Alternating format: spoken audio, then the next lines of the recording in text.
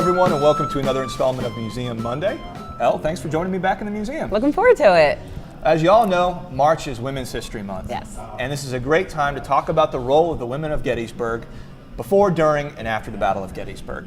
And one of my favorite artifacts in the museum, and I have a lot of favorite artifacts, You do. but one of my favorite artifacts is the table behind us. It's a typical farmhouse table. During the Battle of Gettysburg, that table was in the Wiekert farm, which is located just to the east of Little Round Top. Okay.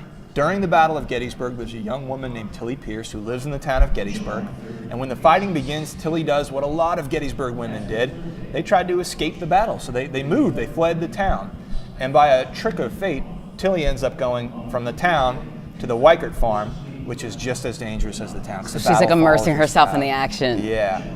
During the battle, the Wiekert farm will be taken over as a field hospital, and that table is actually used as a surgical table for amputations, caring for the wounded. And Tilly Pierce is a witness to the aftermath of the Battle of Gettysburg, and she herself takes on the role of nurse, trying to save these men who are wounded in the bloodiest battle of the American Civil War. And the women of Gettysburg find their lives turned upside down because of the battle. Their homes are taken over as field hospitals, their property is damaged and destroyed, and they end up becoming responsible for trying to save the lives of these men who are wounded in the largest battle ever fought in the Western Hemisphere. Their story is a fascinating one, it's a difficult one, and this museum does a great job of telling that story.